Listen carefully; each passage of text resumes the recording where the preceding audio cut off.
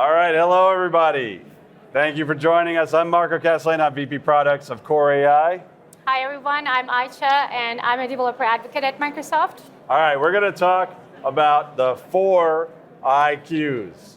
There were 3 and now there are 4. So Ayca, what is the deal? What are the 4 IQs? Yes, so seems like IQs are a pretty hot topic this build. Yeah. And as you know, when we build demo agents, we can actually use and build any data source we want. But in the real world, our data is across the board. So we need files, we need structured data, unstructured data, human context.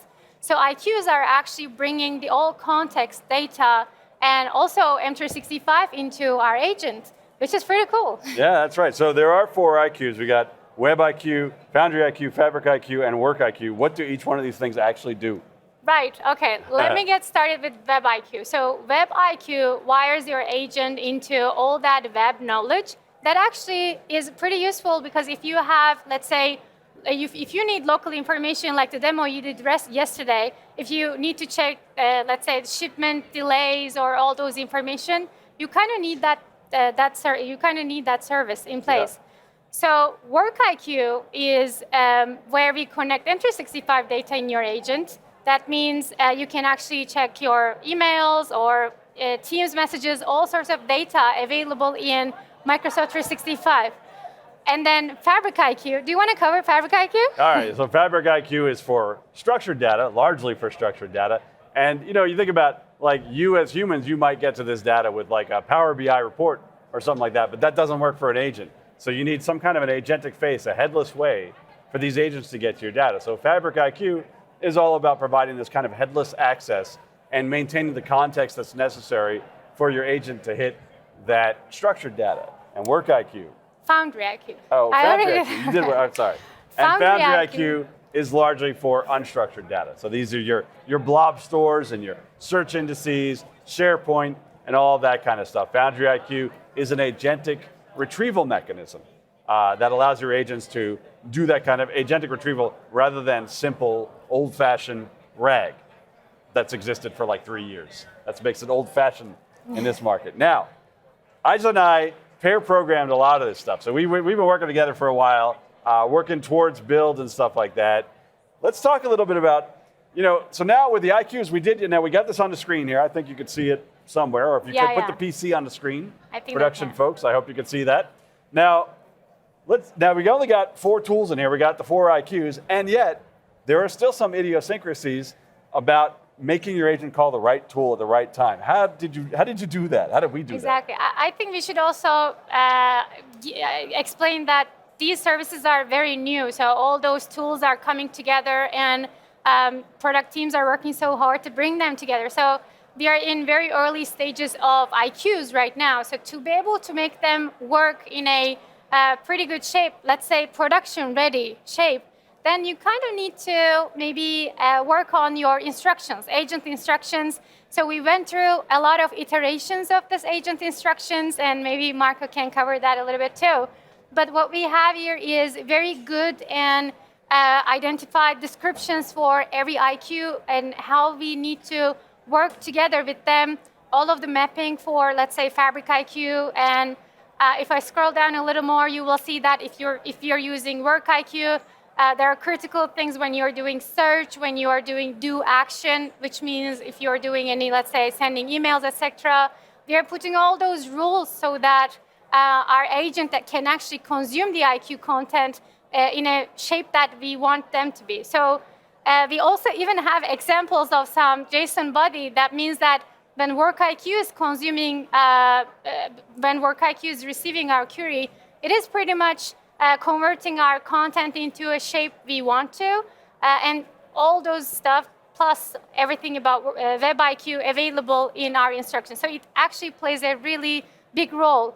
Having said that, if you just plug them into an agent and try to test, it will probably work, but if you want a really good performance out of the IQs, you should definitely consider adjusting the instructions. Right, so I mean, the moral of the story is, the purpose of these IQs, or really one of the main purposes of these IQs, is preventing context rot, is removing, so you don't have to put all of this context stuff in each individual agent that you build, all the context about your data and about your unstructured data source, about Microsoft ecosystem stuff.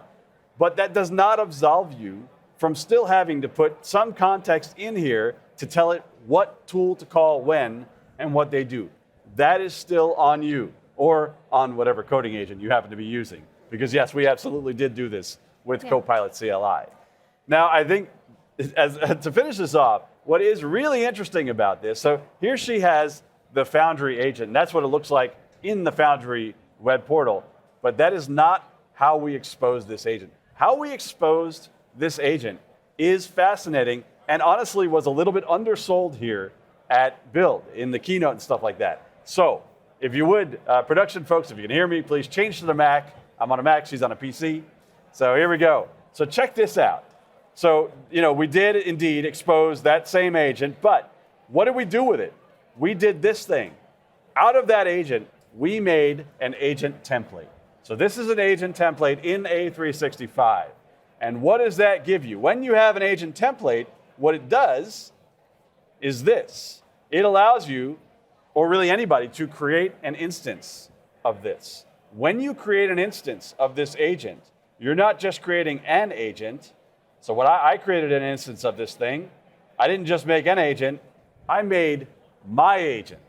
This is my instance of this particular refund processor agent. That means you see it in the org chart and it reports to me.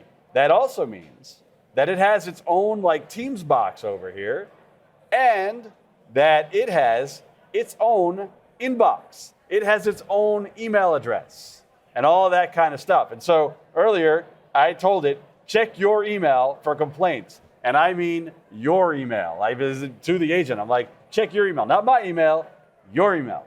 It has its own. And it's able to check its own email. And in fact, it sent me back. If I look at my own inbox in here, you can see that it sent to 𝗦𝗽𝗲𝗂𝗏, it sent a reply and it copied me.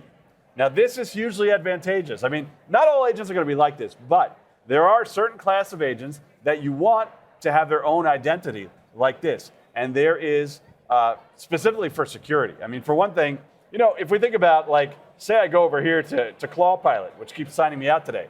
So here I am in 𝗦𝗲𝗀pilot. Now, for those of you who haven't seen this before, this is our kind of internal Claw thing.